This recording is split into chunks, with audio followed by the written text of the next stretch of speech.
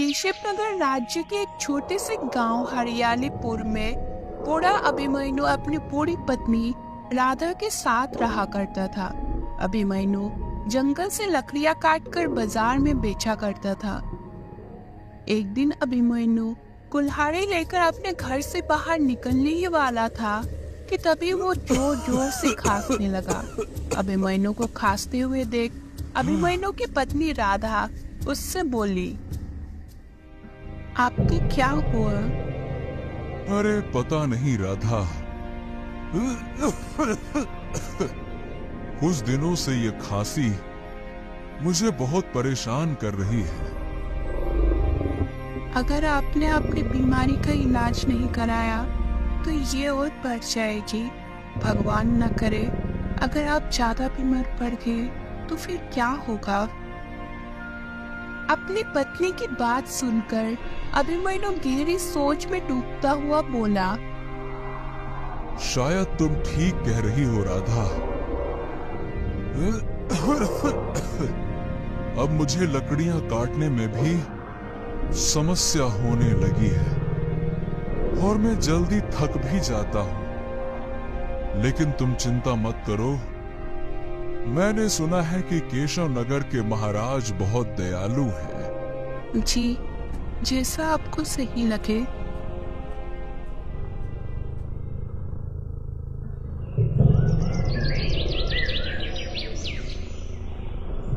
अगले दिन अभिमन्यु केशवनगर राज्य के राजमहल के अंदर पहुंच गया और केशवनगर के राजा विक्रम की ओर अपनी सारी परेशानी बताते हुए बोला,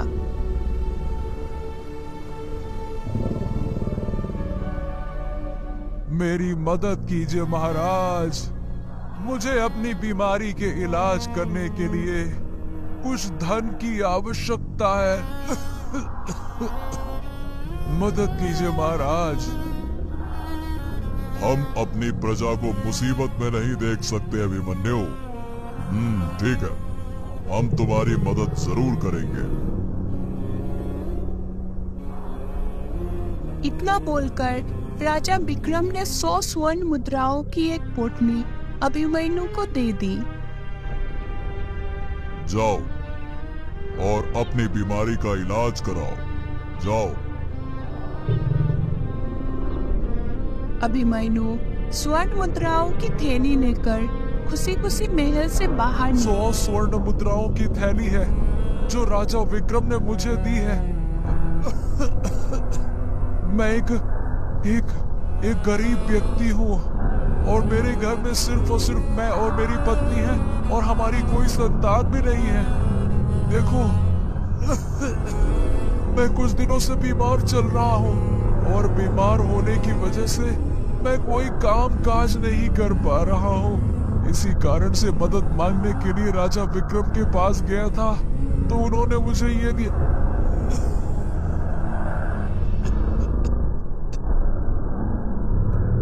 अभिमन्यु की बात सुनकर नकाबपोश हाथ में तलवार पकड़े धीरे धीरे कदमों से अभिमन्यु के पास आकर खड़ा हो गया और उसे गौर से देखता हुआ बोला,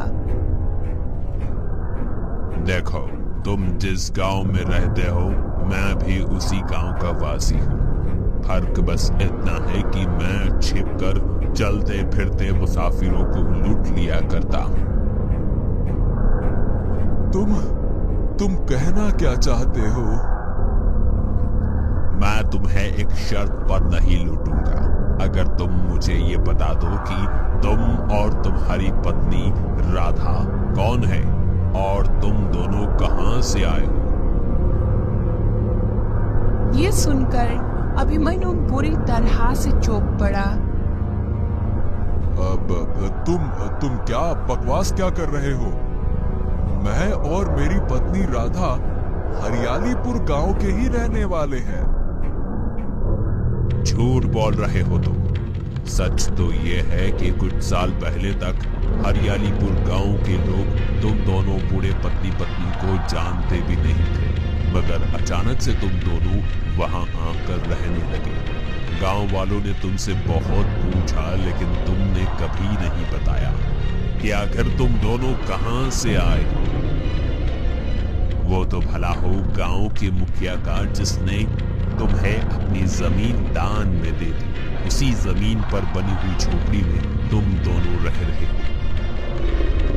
देखो, तुम क्या कह रहे हो, मुझे कुछ भी समझ नहीं आ रहा है। अभिमन्यु की बात सुनकर नकाबपोश क्रोधित होते हुए बोला, अच्छा, अब तुझे समझ नहीं आ रहा तो देख, अब मैं तुझे जरूर लूटूंगा।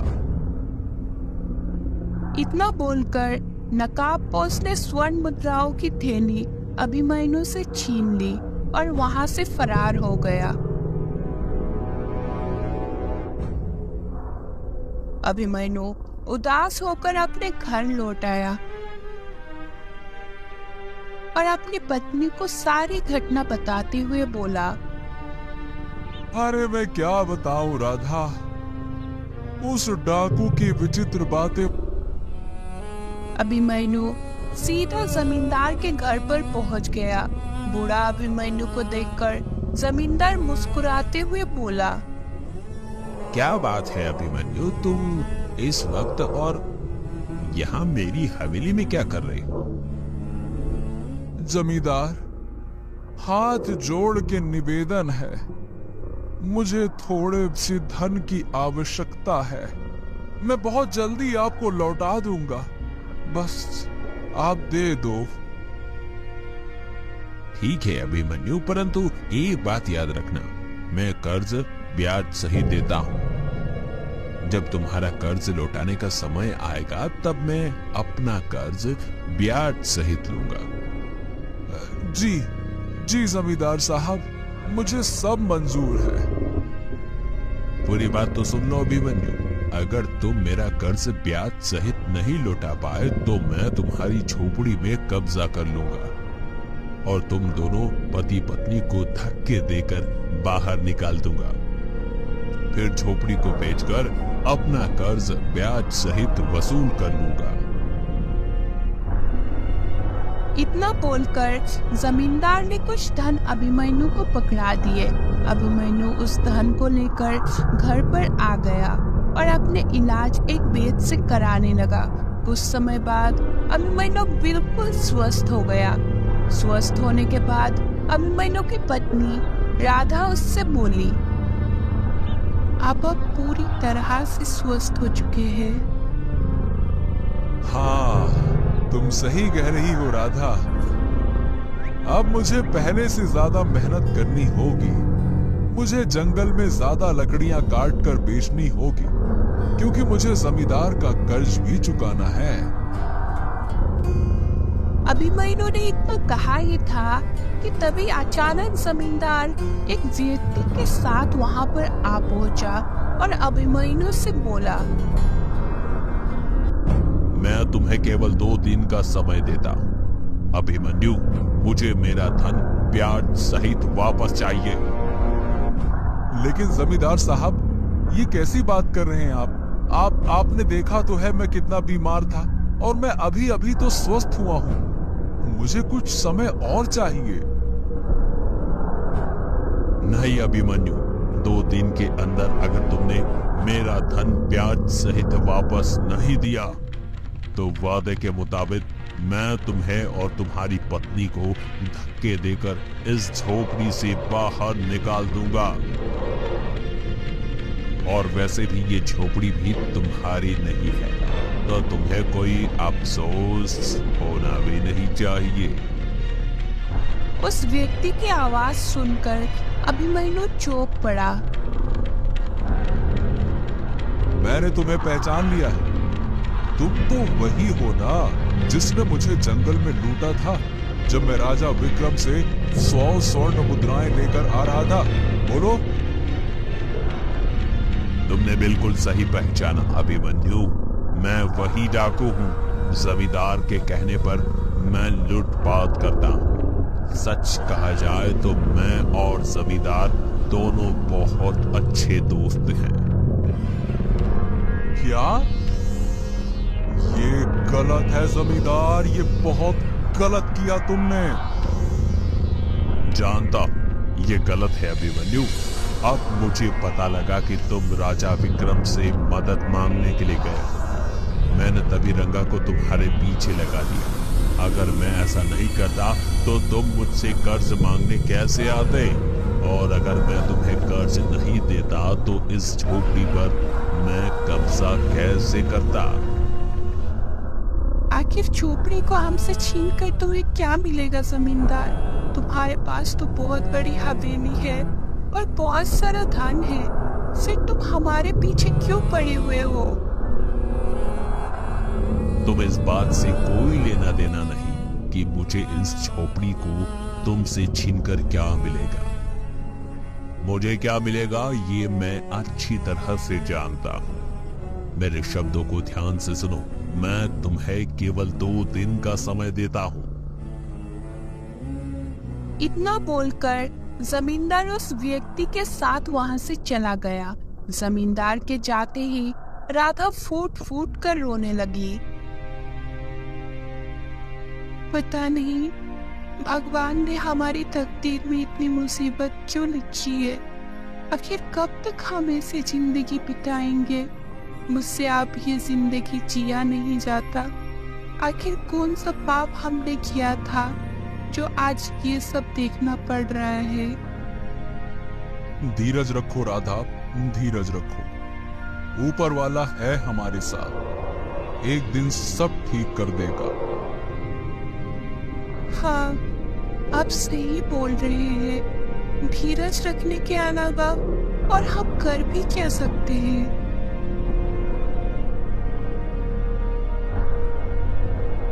अभिमन्यु नम आंखों से अपनी कुल्हाड़ी लेकर जंगल की ओर चला गया। अभिमन्यु जंगल में चलते चलते जब थक गया तो एक पेड़ के नीचे बैठकर वो फूट फूट कर रोने लगा।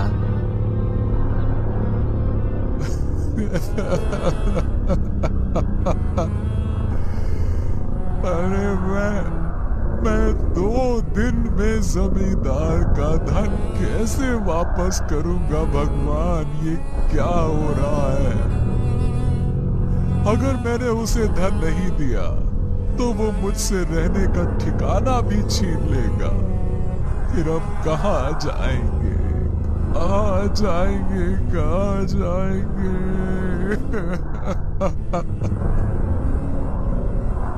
तभी अचानक अभिमन्यु के सामने एक कबूतर आकर बैठ गया और अभिमन्यु को गौर से देखने लगा। अभिमन्यु उस कबूतर को देखकर रोते हुए बोला, अब मुझे ऐसे क्या देख रहे हो? मुझसे अच्छे तो तुम हो। अरे कितने अच्छे लग रहे हो। आजाद पंछी की तरह इस जंगल में उड़ तो सकते हो। तुम्हें रहने की भी चिंता नहीं है। तुम तो जिस पेड़ पर बैठो वही तुम्हारा ठिकाना है। क्या बताऊं मैं कहाँ फंस गया? ऐसा नहीं है, हम कबूतर भी अपना घोंसला बनाते हैं। कबूतर के मुंह से इंसानी आवाज सुनकर अभिमन्यु बुरी तरह से डर गया। मुझे देखकर डरो मत। जब मैंने तुम्हें रोते हुए देखा तो मैं यहाँ पर आ गया। क्या? मैं मतलब तुम तो कबूतर हो। तुम इंसानी आवाज में कैसे बात कर सकते हो? इसका रहस्य तुम्हें कुछ समय बाद पता लग जाएगा। मेरी बात ध्यान से सुनो। मेरे घोंसले के ऊपर एक अंडा रखा हुआ है। वो एक जादुई अंडा है और मैं वो अंडा तुम्हें देना चाहता हूँ। उस अंडे की खासियत ये है कि वो जमीन में गड़ा हुआ धन बताता है। इस अंडे की मदद से तुम्हें उस गड़े हुए धन को निकालने के लिए मेहनत नहीं करनी पड़ेगी। तुम्हें केवल अंडे को गड़े हुए धन के स्थान पर रखना होगा और धन स्वयं वहां से निकल आएगा। मगर एक बात याद रखना, तुम्हें इस अंडे की अपनी जान से भी ज्यादा हिफाजत करनी होगी। चाहे कोई भी कितनी भी मिन्नतें करके तुमसे ये अंडा क्यों ना मांगे, तुम उसे ये अंडा नहीं दोगे। अगर तुमने ऐसा किया तो तुम और तुम्हारी पत्नी उसी समय मर जाओगे, समझे? मर जाओगे, ध्यान रखना। इतना बोलकर कबूतर उड़ते हुए अपने घोंसले पर बैठ गया। अभिमन्यु ने देखा कि उसके घोंसले में एक अंडा रखा हुआ था जो सुनहरी किरणों से चमक रहा था। अभिमन्यु उस अंडे को लेकर अपने घर आ गया और सारी घटना अपने पत्नी को बताते हुए बोला, देखो राधा, अब हमें और परेशान होने की जरूरत नहीं है। लगता है भगवान ने हमारी मदद की है। अब हमें रात का इंतजार करना चाहिए। देखते हैं कि अंडा हमें क्या बताता है।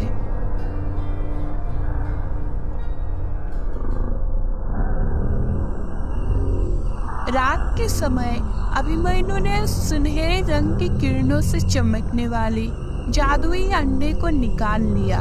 अचानक उस अंडे के अंदर से आवाज आई,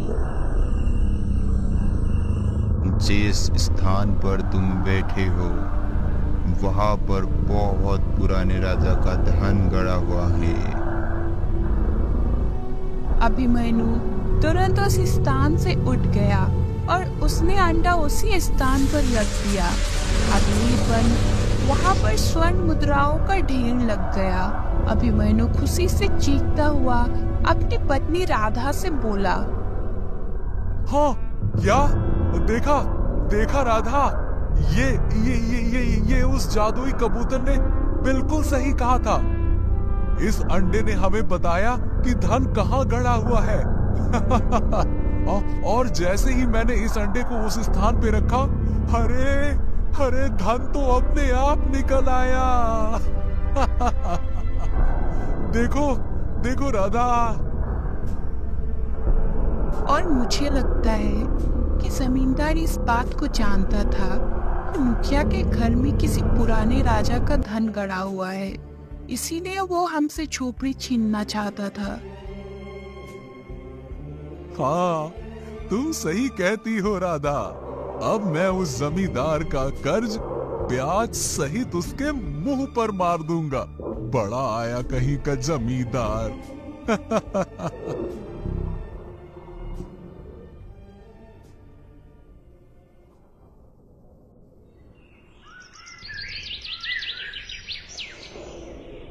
अगले दिन अभिमन्यु जमींदार की हवेली पर चला गया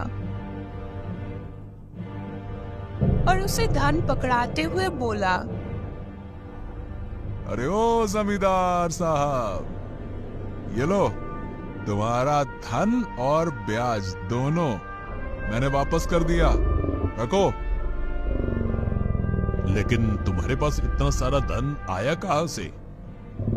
जरा कान खोलकर सुनो जमींदार साहब, तुम्हें इससे कोई मतलब नहीं कि मेरे पास इतना सारा धन कहां से आया।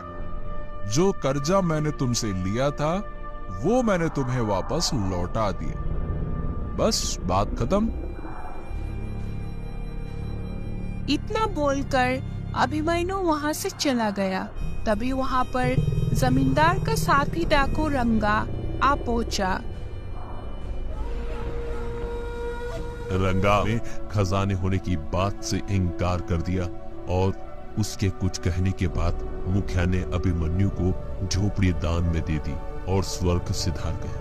रंगा, तुम अभिमन्यु के ऊपर नजर रखो, जरूर कुछ न कुछ गड़बड़ है।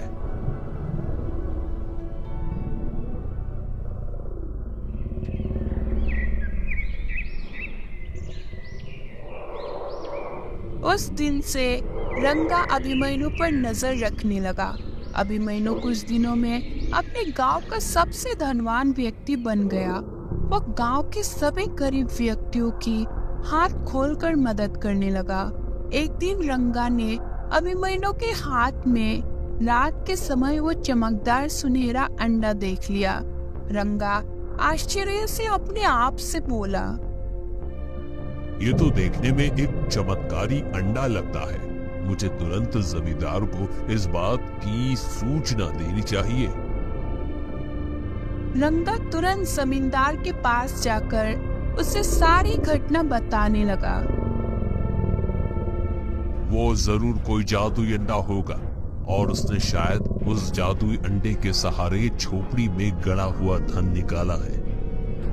तो फिर देर किस बात की, हम इस अंडे को छीन लेते हैं। ऐसी गलती मत करना रंगा, पता नहीं वो जादुई अंडा कहां से लेकर आया है।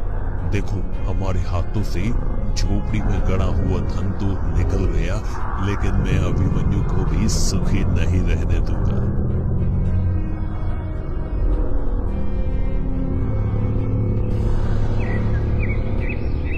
जमींदार रंगा के साथ सीधा राजमहल पहुंच गया, जहां पर राजा विक्रम चिंतित अवस्था में बैठा हुआ था। जमींदार राजा विक्रम की ओर देखकर बोला, महाराज, हमारे गांव में अभिमन्यु नाम का एक गरीब आदमी रहता है। उसके पास एक अद्भुत चमत्कारी अंडा है। वो रात के समय सोने की तरह सुनहरे रंगों में चमकता है। मुझे लगता है कि वो अंडा राजमहल की शोभा बढ़ाए, तो शायद अच्छा होगा। ये सुनकर राजा विक्रम बुरी तरह से चौंक पड़ा। ठीक है, तुम दोनों यहीं रुको, मैं अभी आता हूँ। राजा विक्रम तुरंत महल के एक कक्ष की ओर बढ़ गया, जहां उसकी पुत्री राजकुमारी सुलेखा बेहोश पड़ी हुई थी और एक साधु उसे देख रहे थे। राजा विक्रम साधु के पास जाकर बोला, साधु महाराज, क्या मेरी पुत्री ठीक हुई? महाराज, मैं आपको पहले ही बता चुका हूँ कि आपकी पुत्री को एक रहस्यमय बीमारी है, जिसे कोई वैद्य ठीक नहीं कर सकता। मैंने अपनी चमत्कारी शक्तियों से जब इसकी बीमारी का पता लगाने का प्रयास किया तो असफल रहा, परंतु इसका इलाज ढूंढने में जरूर सफल रहा हूं। साधु की बात सुनकर राजा विक्रम तुरंत सिर से दरबार में आ पहुंचा और जमींदार और रंगा की ओर देखकर बोला, क्या तुम्हें विश्वास है कि अभिमन्यु के पास जो जादुई अंडा है वो सुनहरे रंग की किरणों से चमकता है? महाराज, मैं सच कह रहा हूँ। मुझे पूरा विश्वास है कि वो अंडा सुनहरे रंग की किरणों से चमकता है, जिसे मैंने इसी अपनी आंखों से देखा था। राजा विक्रम अपने सैनिकों की ओर देखकर बोला, सैनिकों, जाओ और जाकर अभिमन्यु और उसकी पत्नी को यहाँ पर लेकर आओ। कुछ ही देर में अभिमन्यु और उसकी पत्नी राधा राजा विक्रम के सामने खड़े थे। राजा विक्रम, रंगा ने आपको बताया होगा, क्योंकि कुछ दिन पहले मुझे किसी ने बताया था कि रंगा मुझ पर नजर रखे हुए है। परंतु आपको ये कैसे पता लगा कि मैंने वो अंडा एक जादुई कबूतर के घोंसले से हासिल किया है?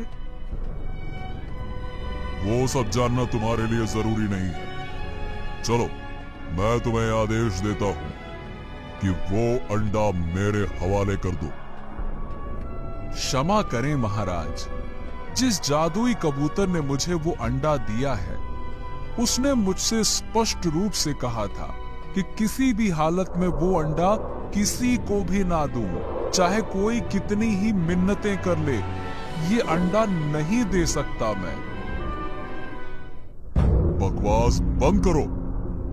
मैंने तुम्हें पहचान लिया है अभिमन्यु। क्या तुम भूल गए कि कुछ समय पहले तुम मुझसे 100 स्वर्ण मुद्राएं लेकर गए थे अपने इलाज के लिए। याद करो। हाँ महाराज, मुझे बहुत अच्छी तरह से याद है। और वही 100 स्वर्ण मुद्राएं जमींदार और उसके साथी रंगा ने मुझसे छीन ली थी, जो कि एक छुपा हुआ लुटेरा है। नहीं महाराज, ये झूठ बोल रहा है। मैंने ऐसा कुछ नहीं किया। ये सब झूठ है महाराज, ये झूठ है। महाराज, अगर हम वो अंडा आपको दे देंगे तो मेरी और मेरे पति की मृत्यु हो जाएगी। उस जादुई कबूतर ने मेरे पति को यही चेतावनी दी थी।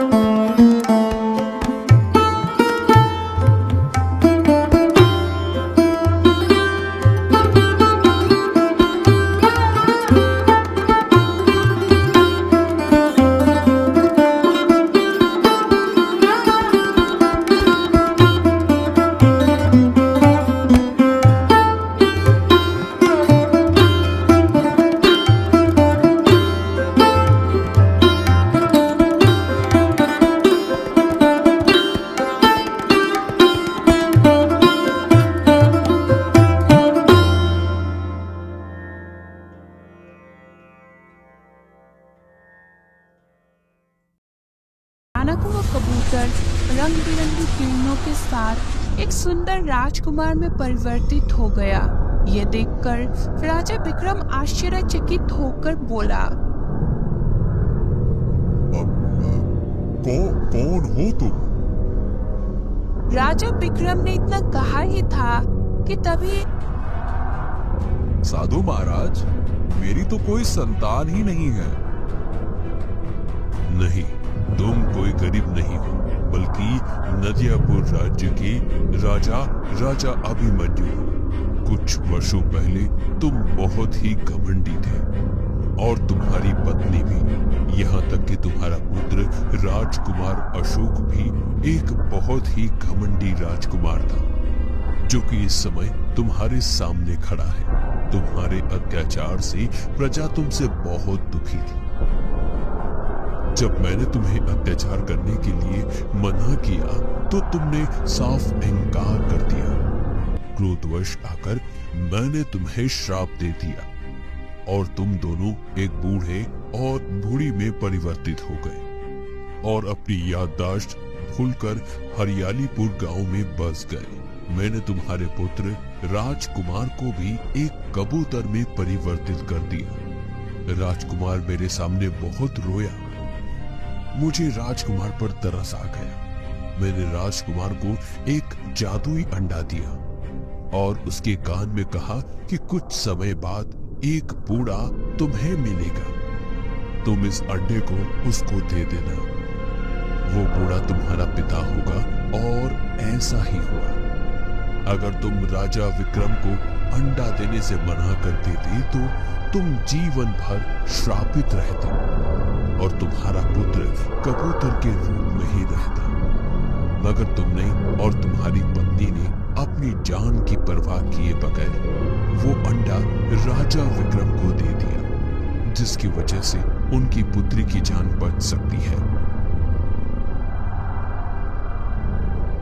अचानक अभिमन्यु और अभिमन्यु की बूढ़ी पत्नी राधा सुंदर राजा और रानी में परिवर्तित हो गए और साधु वहां से गायब हो गया।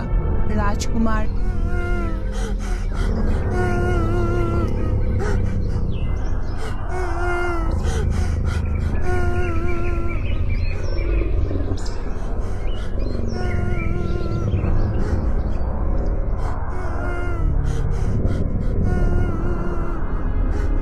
बस बस बहुत हो गया, ज्यादा मत रो। तुम्हें और तुम्हारे माता पिता को उनके किए हुए कुकर्मों का फल मिल गया है। कृपया करके मुझे और मेरे माता पिता को क्षमा कर दीजिए साधु महाराज। कृपया करके हमें क्षमा कर दीजिए। ठीक कबूतर ने इतना कहा ही था कि तभी रंग बिरंगी किरणों के साथ उसके घोंसले में एक सुनहरा अंडा प्रकट हो गया।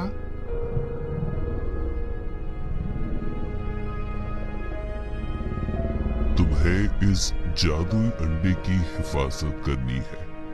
ये कोई साधारण अंडा नहीं है, बल्कि ये जादुई अंडा धरती में छिपे खजाने का पता बता सकता है और किसी भी रहस्यमय बीमारी को ठीक कर सकता है। कुछ समय बाद एक बूढ़ा आदमी यहाँ आएगा जो रो रहा होगा। तुम इस अंडे को उस बूढ़े को दे देना। इतना बोलकर साधु उस कबूतर के कान में कुछ बताने लगा और अचानक वहां से गायब हो गया।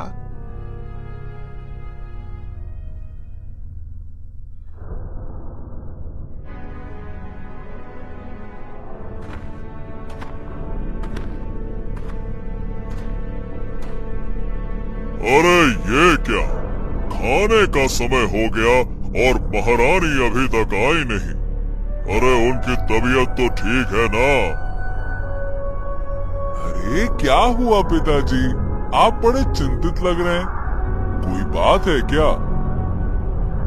हाँ, अरे नहीं बेटा, हम तो तुम्हारी माँ के बारे में सोच रहे थे कि खाना खाने का समय हो गया और अभी तक वो आई क्यों नहीं। हाँ पिताजी, मैं भी यही सोच रहा था कि आज माँ कहाँ रह गई। दासियों, अरे ओ दासियों, अरे कहाँ है सबके सब?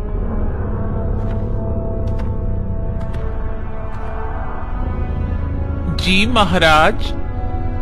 अरे हमारी पत्नी, तुम्हारी महारानी कहाँ है, ये बताओ। आज वो खाना खाने क्यों नहीं आई? उनकी तबीयत तो ठीक है ना? अब क्या बताएं महाराज को, कहाँ है रानी साहिबा? हमें तो महारानी साहिबा ने बताने से ही मना किया है। अरे तुम सबको साफ सूंघ गया है क्या? कोई जवाब क्यों नहीं दे रहा है? महाराज ने कुछ पूछा है ना, बोलो। महाराज जी जी, जी वो अरे अरे अरे अरे बाप रे, कितना गुस्सा करेंगे महाराज। इतना क्रोध आपके स्वास्थ्य के लिए अच्छा नहीं। हे भगवान, आज तो बाल बाल बचे। महारानी सही समय पर ना आती तो आज हमारी काल कोठरी की सजा तो पक्की थी। महारानी, आज आपने आने में इतनी देरी क्यों कर दी? और ये आपके हाथ में कढ़ाई, वाह वाह वाह, हा हा हा हा हा हा हा, इसमें से क्या तो खुशबू आ रही है। बहुत जबरदस्त, बहुत जबरदस्त।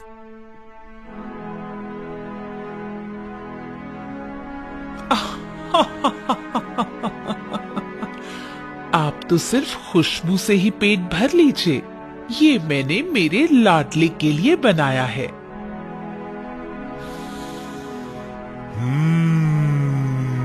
वाह वाह वाह वाह वाह, क्या बात है माँ। कहीं आपने मेरा मनपसंद गाजर का हलवा तो नहीं बनाया? हाँ बेटा, बचपन से तुम्हारे लिए बनाती आई हूँ, पर तुम्हें कैसे पता चला? अरे क्या माँ, क्या आपको याद नहीं है क्या कि कैसे बचपन में मैं इसकी खुशबू से ही दौड़ा चला आता था।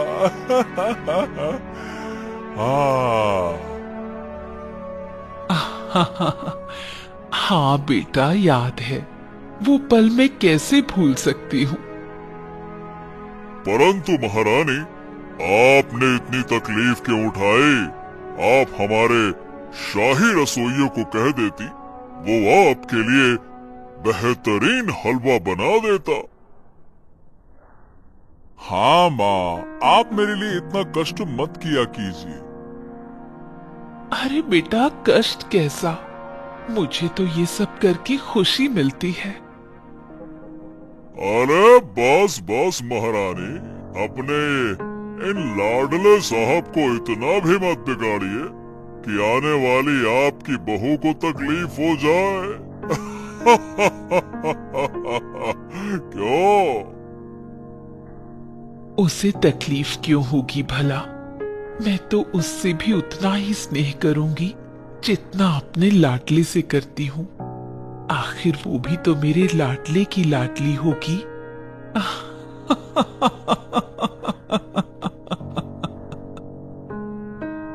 वैसे बहू से याद आए राजकुमार भीम, तुम्हारे लिए कई राज्यों से रिश्ते आ रहे हैं। अब तुम्हारी इजाजत हो तो हम तुम्हारे लिए लड़की देखना शुरू करें। हाँ, वैसे आप ठीक ही कह रहे हैं महाराज। हमें हमारे राजकुमार के लिए लड़की देखना शुरू कर देना चाहिए।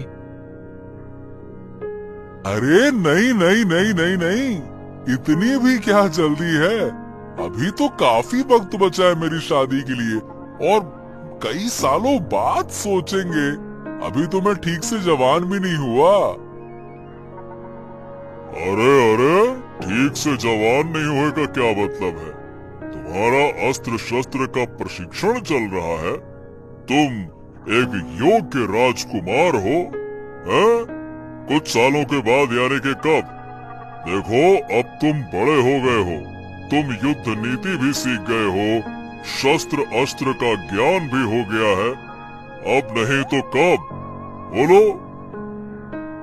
हाँ बेटा, तुम्हारे पिताजी ठीक ही तो कह रहे हैं। अब नहीं नहीं नहीं नहीं, मैं अभी शादी नहीं करूंगा। मतलब नहीं करूंगा तो नहीं करूंगा, बस नहीं करूंगा। ये बात यहीं खत्म हो गई। चलिए पिताजी, माँ, चलिए अब मैं जा रहा हूँ शिकार करने के लिए। मुझे देर हो रही है, आज्ञा दीजिए। अच्छा बाबा, अच्छा, ठीक है ठीक है। तुम्हें जब करना है तब करो शादी, हमें कोई दिक्कत नहीं है ना महारानी? जाओ।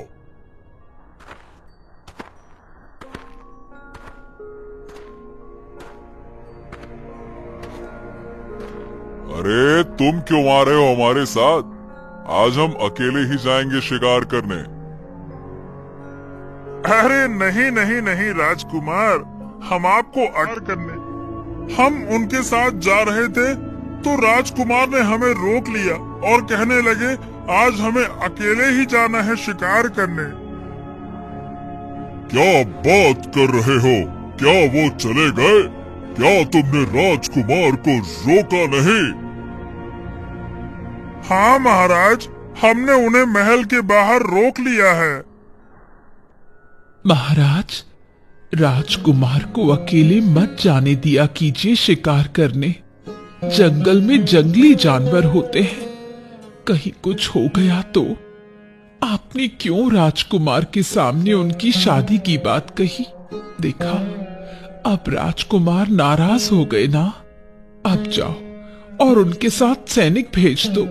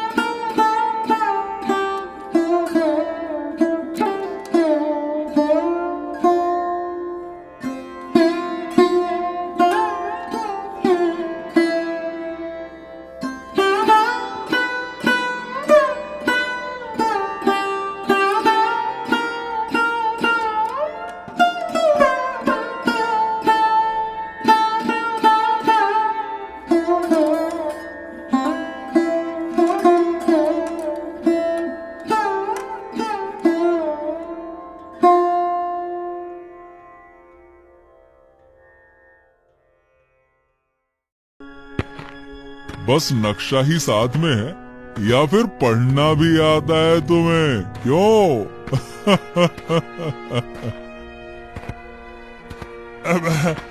आता है राजकुमार, क्यों नहीं आता? आता है। हाँ तो ठीक है ना, निकालो उसे और देखो रास्ता। जी राजकुमार, जी जी। नक्शे के हिसाब से हमें दक्षिण दिशा की ओर जाना चाहिए राजकुमार।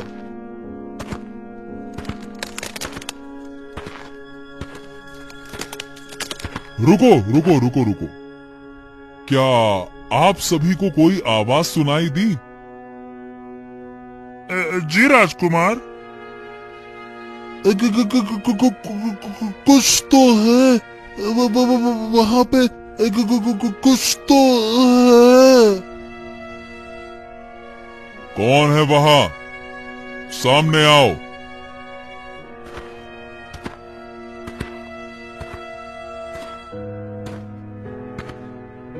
तुम हो कौन और क्यों मासूम जानवरों का शिकार कर रहे हो? वो मैं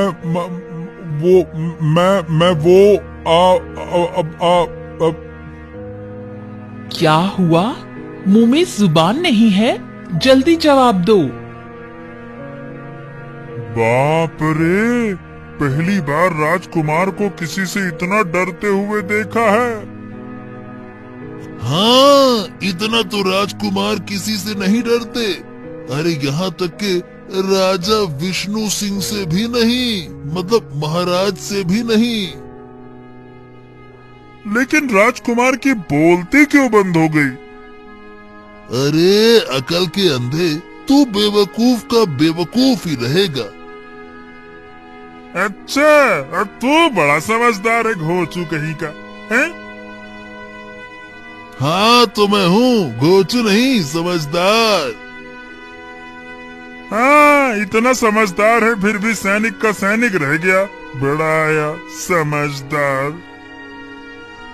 अरे चुप कर तू। तुझे दिखाई नहीं देता कि राजकुमार इस युवती की सुंदरता में खो गए हैं? हाँ, और वैसे भी औरतें अच्छे अच्छों की बोलती बंद कर देती हैं।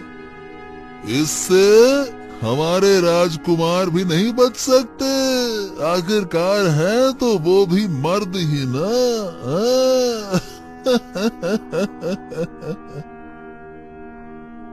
हाँ, ये बात तो तुमने सही कही।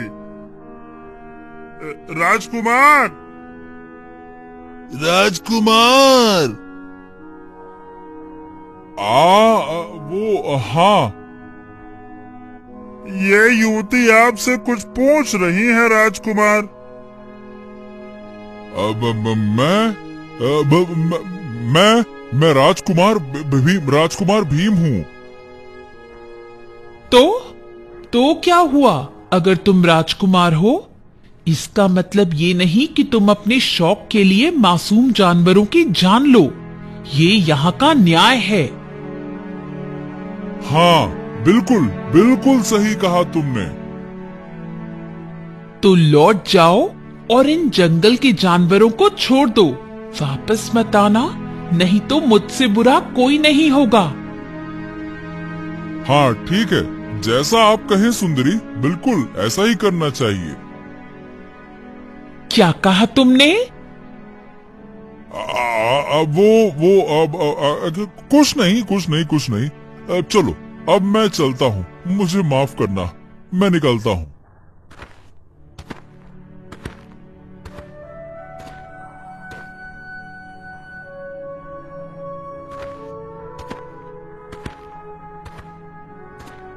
महाराज, हमारी मदद कीजिए। महाराज, हमारी मदद कीजिए। महाराज! बस, शांत हो जाइए।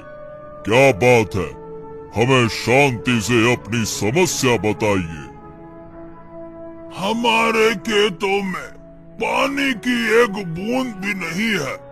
हमारे खेत सूख रहे हैं महाराज। अगर हमने जल्द से जल्द पानी की व्यवस्था नहीं की तो हमारी फसल बर्बाद हो जाएगी। कुछ कीजिए महाराज, कुछ कीजिए।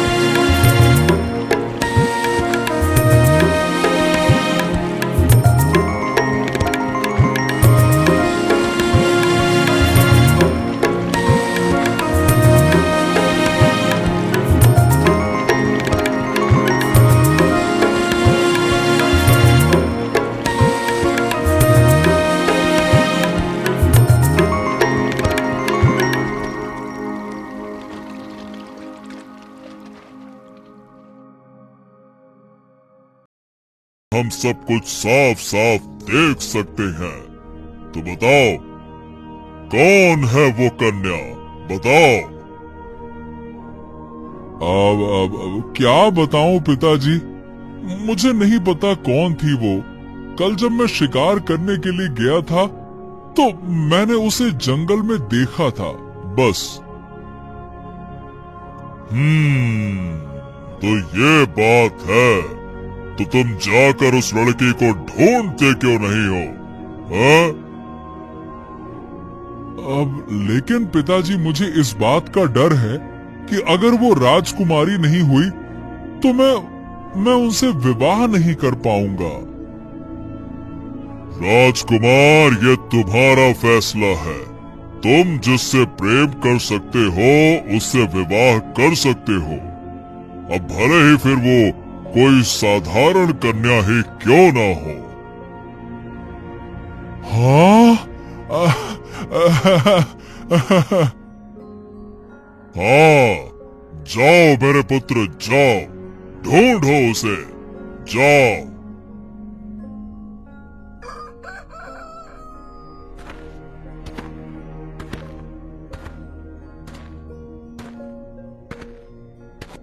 हाँ, वो यहाँ तो नहीं है। चलो फिर कभी आते हैं उसे ढूंढने। उस लड़की के चक्कर में ना कितनी गर्मी में हमें घूमना पड़ रहा है। दिमाग खराब कर दिया मेरा। और नहीं तो क्या, राजकुमार के प्यार के चक्कर में पता नहीं हम काहे पड़े हुए। प्यार इनको हुआ है, गर्मी में हम जल रहे हैं। हाँ? तुम दोनों को अपनी बीवियों के पास जाना है कि नहीं? जी हुजूर। हाँ तो चुप बैठो।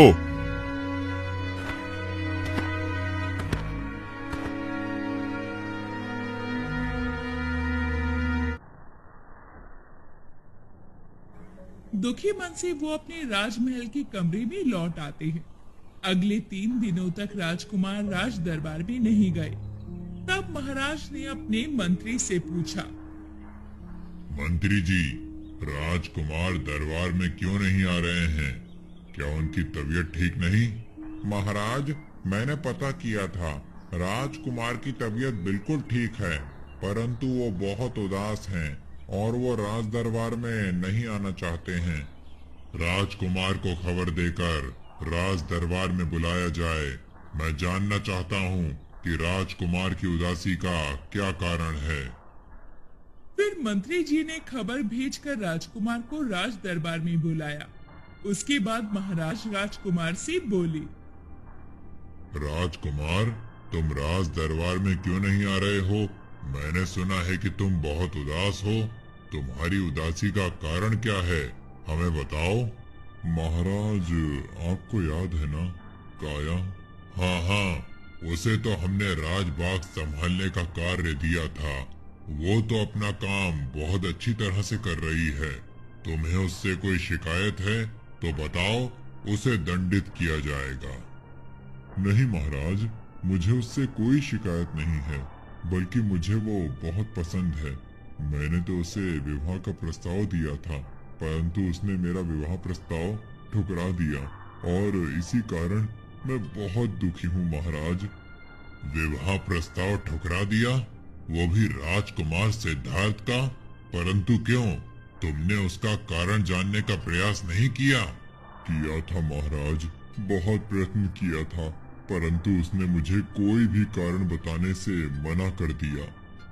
ये तो आपका अपमान है राजकुमार। मंत्री जी, काया को अभी राज दरबार में बुलाया जाए। राजा के कहने पर मंत्री जी काया को राज दरबार में बुला लाए। महाराज की जय हो, आपने मुझे याद किया। मैंने तुम्हें इसलिए बुलाया है कि मैंने सुना है कि राजकुमार ने तुम्हें विवाह का प्रस्ताव दिया है और तुमने वो विवाह प्रस्ताव ठुकरा दिया है। महाराज की बात सुनकर काया कोई जवाब नहीं दे सकी और सर झुकाए खड़ी रही। ये देखकर महाराज बोले, काया, तुमने हमारे राजकुमार का विवाह प्रस्ताव क्यों ठुकराया? इसकी वजह तुम्हें बतानी होगी, वरना तुम्हें दंडित किया जाएगा। जब महाराज के इतना कहने पर भी काया ने अपना मुंह नहीं खोला, तो महाराज ने गुस्से में अपने सैनिक को आदेश दिया। ये हमारा अपमान है सैनिक, हमारा आदेश है कि इस अपमान के बदले काया का सर अभी ही उसके धड़ से अलग कर दिया जाए। राजा का आदेश सुनकर सैनिक तलवार लेकर काया की तरफ बढ़ा। काया सर झुकाए खड़ी थी। राजकुमार को ये देखकर बहुत बुरा लग रहा था, परंतु काया ने महाराज का अपमान किया था और इसका दंड केवल सजाए मौत थी, इसीलिए वो चुप खड़े थे। सैनिक ने तलवार उठाई और जैसे ही काया की गर्दन पर वार करने वाला था, वैसे ही महाराज के सिंहासन पर लगा हुआ मोती जोर जोर से चमकने लगा और उसमें से बिजलियां निकली। किसी को कुछ समझ नहीं आ रहा था कि ये क्या हो रहा है। सैनिक ने फिर से वार किया, परंतु फिर से उस मोती से बिजली चमकने लगी। तब महाराज ने कहा, रुक जाओ सैनिक। काया, इस मोती से तुम्हारे जीवन का कोई ना कोई संबंध जुड़ा है। हम जानना चाहते हैं कि वो क्या संबंध है। आखिर तुम्हें मारने पर इस मोती से बिजलियां कैसे निकल रही हैं? महाराज, मैं ये राज तब तक आपको नहीं बता सकती जब तक कि दूसरा मोती जो ख्वाबों के जंगल में है वो मिल ना जाए। दूसरा मोती ख्वाबों के जंगल में? हाँ राजकुमार, बस मैं आपको इतना ही बता सकती हूँ कि अगर वो दूसरा मोती मिल जाए तो मैं आपसे विवाह भी कर सकती हूँ और इस मोती का रहस्य भी बता सकती हूँ। अगर ऐसा है महाराज, तो मैं उस मोती को ख्वाबों के जंगल से लेकर आऊंगा। परंतु राजकुमार, तुम हमारी एक लौती संतान हो और वहाँ हर तरह से खतरा हो सकता है। पिताजी, मैं काया से विवाह करने के लिए कुछ भी कर सकता हूँ। मैं आपसे वादा करता हूँ कि मैं उस मोती को सही सलामत यहाँ तक ले आऊंगा। काया, मुझे रास्ता बताओ, ख्वाबों का जंगल कहाँ है? अरे वाह, ये तो बहुत अच्छी बात है। अब काया दीदी महारानी बनेंगी। तोते की बात सुनकर सभी दरबारी हंस पड़े। उसके बाद काया बोली, राजकुमार, मैं आपको ख्वाबों के जंगल के द्वार तक लेकर जा सकती हूँ, परंतु आगे आपको स्वयं ही जाना होगा।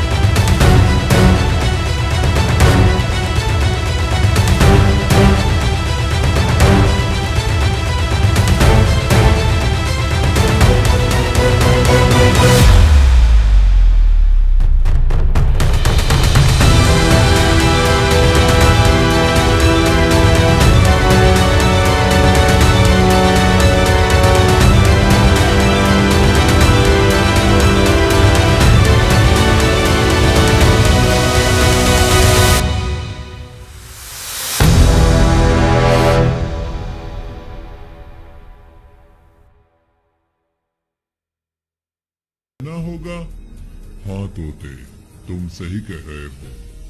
थोड़ी देर सोचने के बाद राजकुमार तोते से बोला, ये तो आग की नहर है, संभवत यही धोखा है।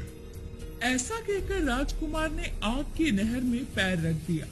वो नहर तुरंत ही पानी की नहर बन गई और दूसरी तरफ पानी की नहर आग की नहर में बदल गई। राजकुमार ये देखकर बहुत खुश हुए।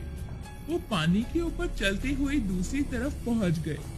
फिर वो तोते से बोली, चलो तोता महाराज, अब हम आगे चलते हैं। आगे जाने पर राजकुमार को एक तरफ सुंदर लड़की हाथों में हलवा लिए खड़ी दिखाई देती है और दूसरी तरफ एक बूढ़ी औरत अपने हाथों में सूखी रोटी लिए हुए दोनों ही राजकुमार को इशारे से अपनी तरफ बुला रही थी।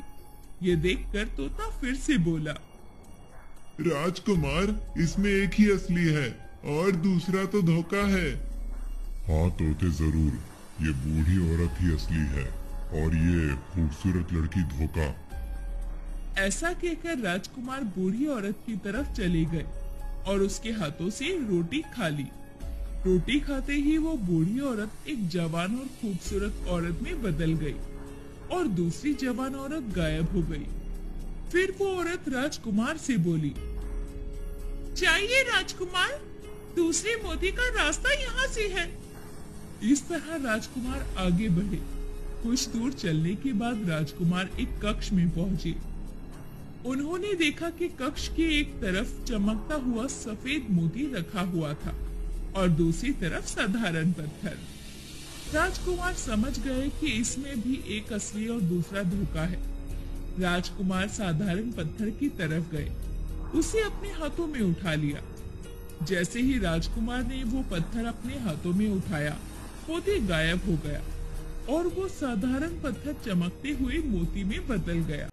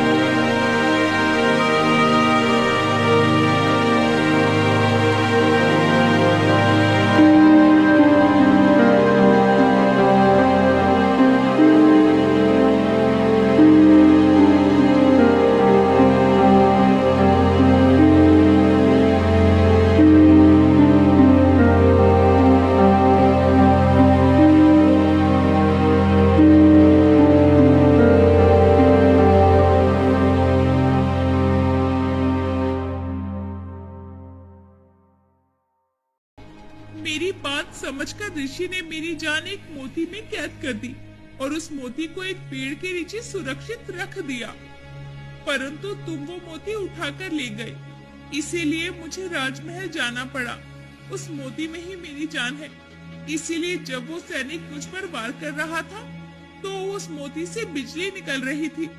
मुझे 1 वर्ष इस जंगल में रहते हुए पूर्ण हो चुका है। अगले 1 वर्ष तक मेरी जान उसी मोती में रहेगी। काया, ये तो तुमने पहले मोती का रहस्य बताया, अब दूसरे मोती का रहस्य भी बता दो, जो तुमने ख्वाबों के जंगल से बुलाया है। नहीं राजकुमार, मैं अभी आपको दूसरे मोती का रहस्य नहीं बता सकती, परंतु समय आने पर मैं आपको सब कुछ बता दूंगी। राजकुमार अब सारी बातें समझ चुका था। दोनों राजमहल आ गए। उसके बाद राजकुमार ने महाराज को सारी बातें बता दी। सारी बातें जानकर महाराज ने कहा, अच्छा, तो ये था इस मोती का रहस्य। मोती हमारे सिंहासन पर सुरक्षित है। काया, हम चाहते हैं कि अब तुम हमारे राजकुमार से विवाह कर लो। और इस तरह काया का राजकुमार सिद्धार्थ के संग विवाह हो गया। विवाह के कुछ समय उपरांत ही सिद्धार्थ के यहाँ एक बेटा हुआ। सिद्धार्थ का बेटा भी बहुत खूबसूरत था। सिद्धार्थ और काया ने उसका नाम दीपक रखा। वो अपनी बेटी के साथ बहुत खुश थी, परंतु जल्दी ही सिद्धार्थ को पता चला कि उसका बेटा दृष्टिहीन है, वो देख नहीं सकता। इस बात से महाराज और राजकुमार दोनों ही दुखी थे।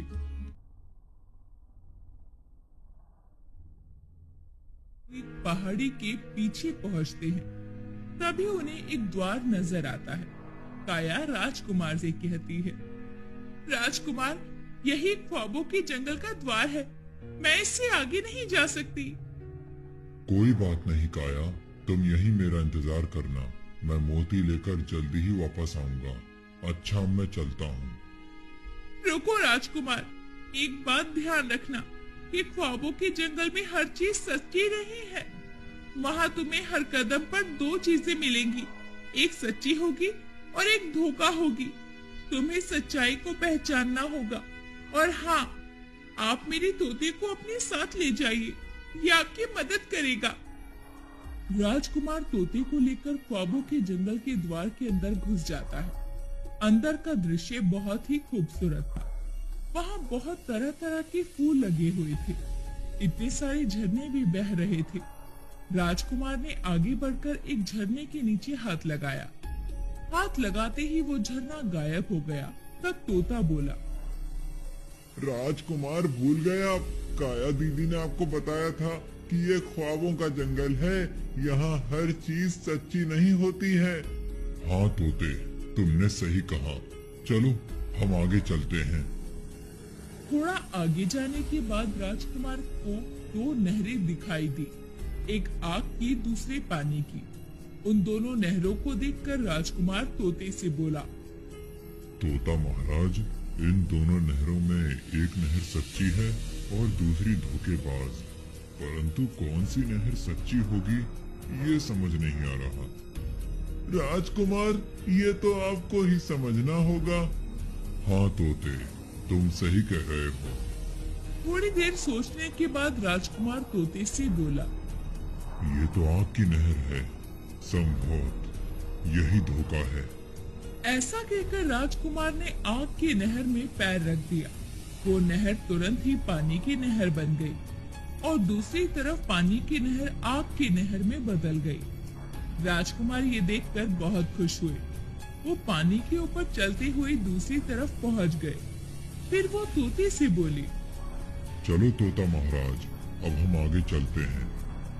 आगे जाने पर राजकुमार को एक तरफ सुंदर लड़की हाथों में हलवा लिए खड़ी दिखाई देती है और दूसरी तरफ एक बूढ़ी औरत अपने हाथों में सूखी रोटी लिए हुए दोनों ही राजकुमार को इशारे से अपनी तरफ बुला रही थी। ये देखकर तोता फिर से बोला, राजकुमार, इसमें एक ही असली है और दूसरा तो धोखा है। हाँ तोते, जरूर, ये बूढ़ी औरत ही असली है और ये खूबसूरत लड़की धोखा। ऐसा कहकर राजकुमार बूढ़ी औरत की तरफ चले गए और उसके हाथों से रोटी खा ली। रोटी खाते ही वो बूढ़ी औरत एक जवान और खूबसूरत औरत में बदल गई और दूसरी जवान औरत गायब हो गई। फिर वो औरत राजकुमार से बोली, चाहिए राजकुमार, दूसरे मोती का रास्ता यहाँ से है। इस तरह राजकुमार आगे बढ़े। कुछ दूर चलने के बाद राजकुमार एक कक्ष में पहुंचे। उन्होंने देखा कि कक्ष के एक तरफ चमकता हुआ सफेद मोती रखा हुआ था और दूसरी तरफ साधारण पत्थर। राजकुमार समझ गए कि इसमें भी एक असली और दूसरा धोखा है। राजकुमार साधारण पत्थर की तरफ गए, उसे अपने हाथों में उठा लिया। जैसे ही राजकुमार ने वो पत्थर अपने हाथों में उठाया, मोती गायब हो गया और वो साधारण पत्थर चमकते हुए मोती में बदल गया। अब राजकुमार और तोता दोनों बहुत खुश थे। तेजी से वो गुफा के बाहर निकल पड़े। जल्दी वो गुफा के बाहर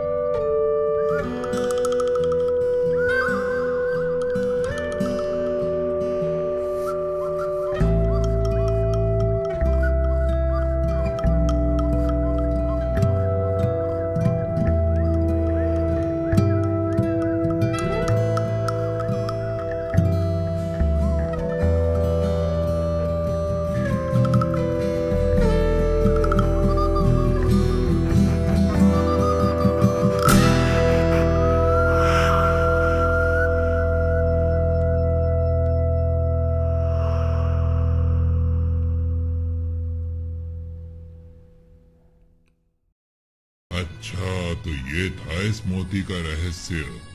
मोती हमारे सिंहासन पर सुरक्षित है। काया, हम चाहते हैं कि अब तुम हमारे राजकुमार से विवाह कर लो। और इस तरह काया का राजकुमार सिद्धार्थ के संग विवाह हो गया। विवाह के कुछ समय उपरांत ही सिद्धार्थ के यहाँ एक बेटा हुआ। सिद्धार्थ का बेटा भी बहुत खूबसूरत था। सिद्धार्थ और काया ने उसका नाम दीपक रखा। वो अपनी बेटी के साथ बहुत खुश थे, परंतु जल्दी ही सिद्धार्थ को पता चला कि उसका बेटा दृष्टिहीन है, वो देख नहीं सकता। इस बात से महाराज और राजकुमार दोनों ही दुखी थे।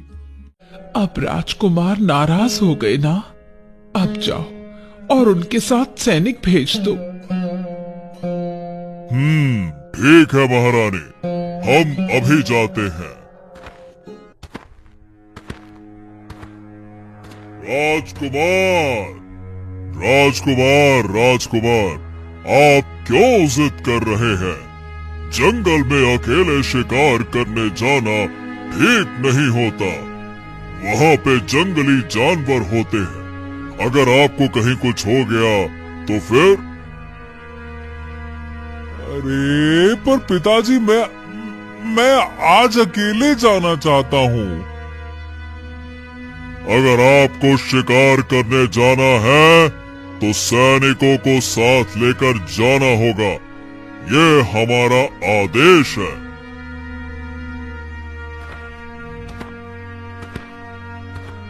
राजकुमार, आप अकेले ही क्यों जाना चाहते थे? अरे मुझे एकांत चाहिए था, एकांत। इसीलिए आज मैं अकेले आना चाहता था। और वैसे भी पिताजी हर बार मेरी शादी की बात करते रहते हैं। सैनिक, तुम्हें रास्ता तो पता है ना? जी महाराज, ज्यादा तो नहीं लेकिन ठीक ठाक पता है। ओ, ठीक ठाक पता होना क्या होता है? ओ भाई, मुझे घर जाना है, यहाँ जंगल में नहीं रहना है। जी राजकुमार, नक्शा तो है मेरे पास, आप निश्चिंत रहिए। बस नक्शा ही साथ में है या फिर पढ़ना भी आता है तुम्हें? क्यों?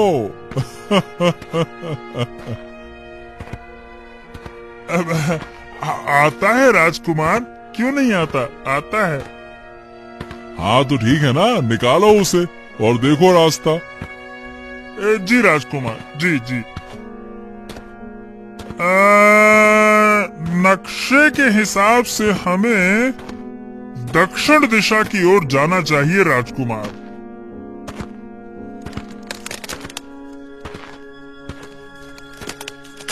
रुको। क्या आप सभी को कोई आवाज सुनाई दी? जी राजकुमार। कुछ तो है वहाँ पे, कुछ तो है। कौन है वहाँ? सामने आओ।